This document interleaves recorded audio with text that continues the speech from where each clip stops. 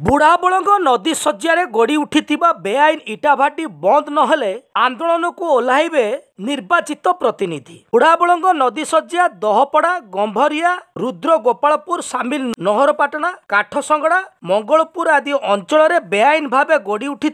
इटाभाटी को नहीं नाई नथिबा असुविधार सम्मुखीन भोगुचंती अंचलवासी। विशेषकर परिवेश प्रदूषण सबुठु बड़ समस्या उपजिथिबा बेले इटाभाटीर उत्तप्त निया जोगु नाई नथिबा असुविधार सम्मुखीन भोगुचंती अंचलवासी। याकु नै पूर्वरु अभियोग पत्र प्रदान कर जायतिला और कार्यानुष्ठान ग्रहण कर जायतिला, हेले पुनश्च इटाभाटी खोला हवा जोगु बहु असुविधार सम्मुखीन हेउचंती अंचलवासी। एने रेमुणा ब्लॉक चेयरमैन राजेंद्र राउत को नेतृत्व में रेमुणा ब्लॉक अंचल विभिन्न पंचायत सरपंच और समिति सभ्य माने अतिरिक्त जिलापाल को भेटी ए संपर्क में अवगत कराइबा सहित करबा दिगरे पदक्षेप ग्रहण करने को दाबी जणाइथिले। अन्यथा 7 दिन पर आंदोलनात्मक पंथा अपणाइबा को बाध्य हेबे बोली चेतावनी मध्य देइचंती। उक्त दाबी पत्र प्रदान रे दहपड़ा सरपंच प्रणति जेना, पत्रीपाल सरपंच विद्यास्मिता महाली, कुरुड़ा सरपंच तापस कुमार पाणिग्राही, कुलिगा सरपंच सुश्री संगीता मल्लिक, बड़पाड़ सरपंच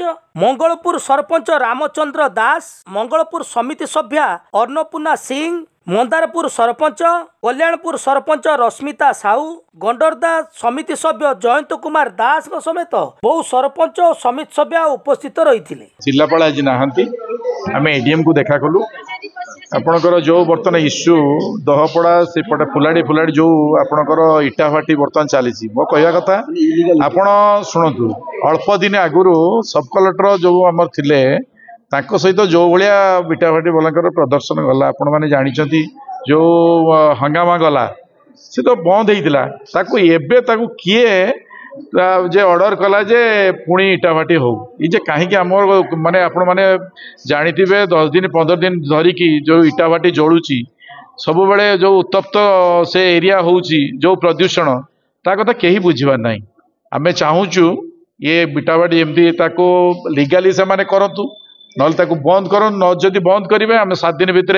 राजरास्ता को ओह्लैबू एथर किसी सन्देह ना प्राय मु भावुची 8-10टा इटाभाटी चलती सब इलिगाली से कहले ठीक अच्छे आमर जमती चलवा कथा प्रोसेसिंग हवा कथा होउची मु निश्चित भाव सब कलेक्टर आउ थे निर्देश दूसरी तहसीलदार मान कहूँ ए निश्चित भाव में पदक्षेप नि किसी भाव लिखिक देचु जदि 7 दिन भितर नहब तो आम राजरास्ता को ओह्लैबू सन्देह। सरपंच दहपड़ा रेमुणा ब्लॉक आम आसी आम पंचायत जो इलिगाल इटाभाटी पाखापाखि 20 इलिगाल इटाभाटी चलती आपण मैंने देखिथे विगत दिन में बीजेडी सरकार पीरियड रे इटाभाटी सब इलिगाल इटाभाटी बंद कर दिया किंतु दुखर कथा जे बर्तमान पुणी से सक्रिय हो गले पुणी से इटाभाटी कले कहार माने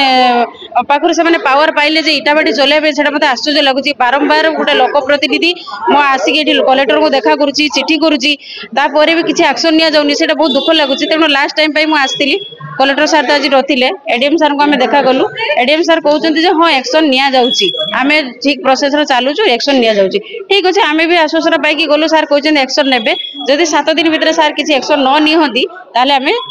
राजरास्ता को ओह्लैबू। प्राय आज रेमुणा निर्वाचन मंडली मो सहित समस्त लोक प्रतिनिधि मैंने आसते समस्त आम सार को देखा करके गलु सार आश्वासन देइछन्ती एक्शन निया जिवो। आमे आस्तिलु जिलापाल पाखक किंतु जिलापाल जेहेतु नहांती तेणु आमे एडीएम सार को देलु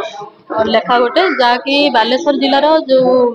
रेमुणा निर्वाचन मंडल से दहपड़ा ग्राम पंचायत रे जो बेआईन भाव में इटाभाटी सब चली सरकारी जगह को से दखल करी इटाभाटी सब चलती जहाँकि इलिगाली काम तेणु आम सरकार को सही कथा जनइलु जे एडीएम को जिलापाल को जनइलु जे कि सेटा किपरि बंद हम नहले से लीगाली हिसाब रे चलांतु जदि सेटा लीगाली नुहे ताको केबे माने इलीगाली भाव में करंतु नहीं जहाँकि लोक मैंने सफर होउचंती वायु प्रदूषण होउची लोक मैंने बहुत माने असुविधार सम्मुखीन होउचंती तेणु सेटा बंद करने माने देलु लेखा देलु 7 दिन भीतर जे सेटा माने तार कार्यक्रम न करा जाए ताहले आमे तांको राजरास्ता रे बसिबो बोली आमे तांको जणैलु।